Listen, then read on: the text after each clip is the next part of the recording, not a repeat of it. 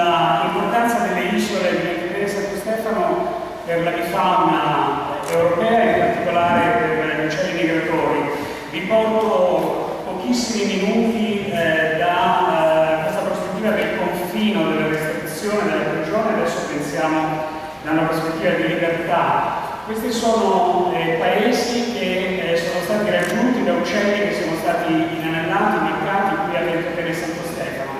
Si va dal Sudafrica alla Russia, dalla Norvegia allo Zaire, dalla Francia all'Israele, tanto soltanto per dare una misura dell'importanza di queste isole a livello globale come punto di sosta, di migrazione e di concentrazione di enormi numeri di uccelli.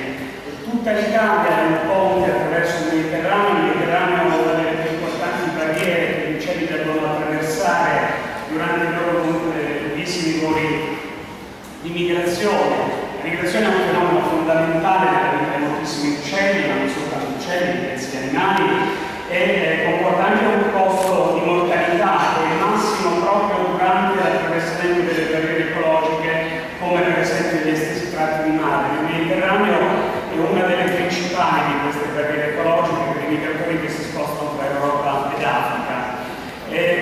L'idea di venire a Ventotene è nata nell'88, quando io, che sono responsabile del Centro Nazionale di Allenamento e Studio della Migrazione all'ISPRA, l'Istituto Superiore di Protezione e Ricerca Ambientale, ho ideato un progetto che intendeva basarsi su 4 isole, una delle quali Ventotene. Di fatto la storia poi è cambiata, abbiamo organizzato quello che numericamente e dimensionalmente il più grosso progetto di allenamento mai realizzato al mondo, con 29 anni, 48 siti, 7 paesi, 800 allenatori coinvolti, più di 1 milione di uccelli studiati e inanellati. In questa enorme rete di conoscenza, Ventotene è l'isola che ha prodotto in assoluto il più alto numero di contributi scientifici per comprendere un fenomeno complesso come quello della migrazione degli uccelli. Non mi dilungherò, non ho assolutamente tempo di farlo, però qui date soltanto un occhio alle molteplici problematiche che qui a Ventotene noi abbiamo affrontato e in molti casi descritto per la prima volta a livello internazionale soltanto come conferma dell'importanza assoluta delle isole di Ventotene e Santo Stefano come laboratorio a livello internazionale per lo studio di fenomeni importanti. Ventotene è piccola, Santo Stefano è ancora più piccola, ma sono di enorme importanza. Abbiamo studiato chi sosta su queste isole, abbiamo descritto come avanzano i fronti di migrazione tra l'Africa e l'Europa durante la notte e abbiamo misurato, qui vedete in questo grafico, come i pesi di questo animale che si chiama beccafico e che qui a Ventotene si ferma in numeri biblici, diminuiscono man mano che ci si sposta da sud verso nord attraverso il Mediterraneo. Questa rete di isole, Ventotene in particolare, ci consente di comprendere quelle che sono le caratteristiche e le esigenze ecologiche degli uccelli.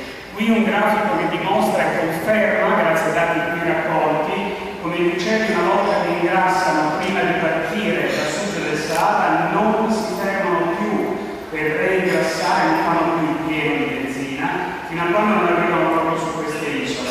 E su queste isole si fermano uccelli in condizioni per loro molto diverse, uccelli estremamente stremati, ma anche uccelli in ottime condizioni, che si fermano comunque qui a Ventotene in numeri altissimi, a confermare il grandissimo valore di conservazione di queste isole.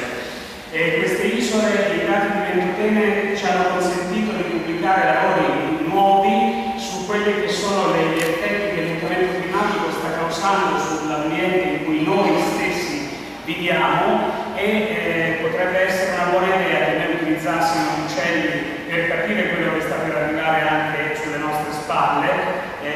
Come vedete, lo stesso deserto del Sahara si sta espandendo moltissimo in una range temporale che è soltanto di poche migliaia di anni. Abbiamo studiato le condizioni della sosta, abbiamo dimostrato che le soste a Ventotene sono molto brevi ma sono importantissime. Abbiamo studiato molto dell'ecologia di queste isole, abbiamo studiato il ruolo dei singoli fiori a Ventotene e Santo Stefano e abbiamo dimostrato come gli uccelli si nutrono di nettare su queste isole, ma così facendo fungono anche da pollinatori per le piante. Abbiamo dimostrato per la prima volta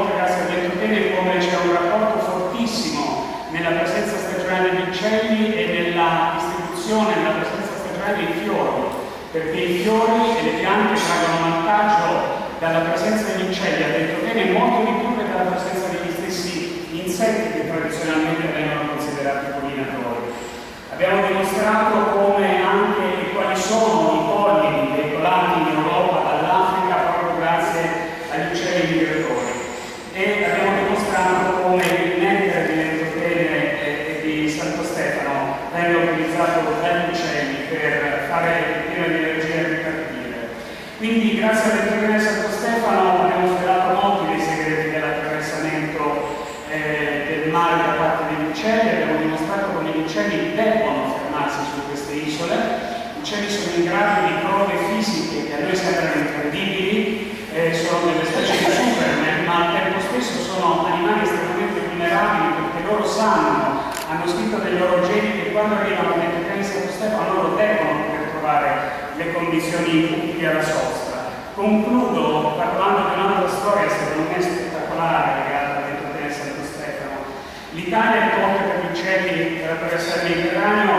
L'Italia ha anche problemi in generale nei costi mediterranei, soprattutto il nostro paese, molti problemi di origine antropica, legati al fatto che le nostre coste, che sono così importanti per la biodiversità e per gli uccelli, vengono trasformate in posti che francamente per un uccello è abbastanza difficile utilizzare, quindi perdita di habitat, distruzione di ambienti, eppure questi animali cercano da un anno all'altro comunque di continuare a volare, ma un aspetto veramente drammatico, e io arrivo ieri sera tardi dalla Papua del Po, dove insieme al Ministero dell'Ambiente abbiamo organizzato il primo workshop nazionale sul monitoraggio, è legato proprio alle catture di milioni e milioni di uccelli che hanno ancora purtroppo oggi luogo nel Mediterraneo. Ebbene, anche qui Ventotene insegna, perché quest'isola è un'isola caratterizzata dal fatto che gli uccelli venivano catturati dai tempi dei Romani addirittura.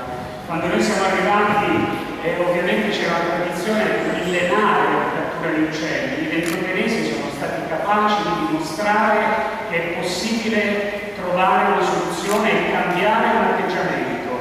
Noi abbiamo subito stimolato la visita alla stazione di allenamento da parte dei bambini delle scuole di Ventotene, ma anche da parte dei moltissimi studenti che soprattutto negli anni 80, grazie alla compagnia delle Indie e poi Fondazione Mediterranea, venivano qui a Ventotene ad ammirare le bellezze dell'isola. Ebbene, questo è stato un volano che ha portato a cose anche queste secondo me molto belle. Io ebbi un'idea tanti anni fa insieme al mai sufficientemente compianto Dinamino Verde di trasformare il vecchio stabile del semaforo da struttura militare ad un museo della migrazione e un osservatorio ornitologico.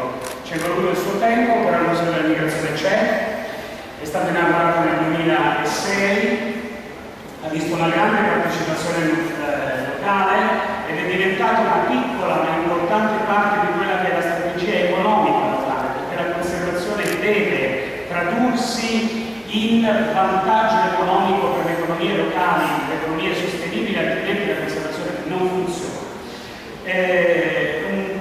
Un esempio vero, se voi venite a Punta dell'Acqua, vedete le vecchie pale di Ficominga ancora con i resti, i segni dei pallini da caccia, le pale di Ficominga di adesso sono integre. E questa cosa qui è appunto l'esempio della possibilità di integrare tradizioni, cultura locale, conservazione e turismo sostenibile.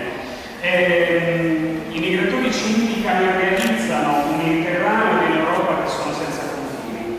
Io sono convinto da molti anni, l'ho sempre detto, che da Ventotene e Santo Stefano può partire una sorta di nuovo manifesto per la conservazione della natura tra Europa ed Africa. Nessuno come gli uccelli migratori ci insegna che è possibile vivere senza confini. Abbiamo qui 30 anni di ricerca istituzionale, il mio istituto è l'organismo tecnico di riferimento per il governo italiano. Abbiamo quindi la possibilità di dare un contributo primario ad un centro internazionale di monitoraggio sulla biodiversità e sulla connettività mediata dagli animali migratori. La connettività è la base per scelte politiche, non parliamo degli uccellini, parliamo della politica che i governi debbono implementare per la conservazione dell'ambiente.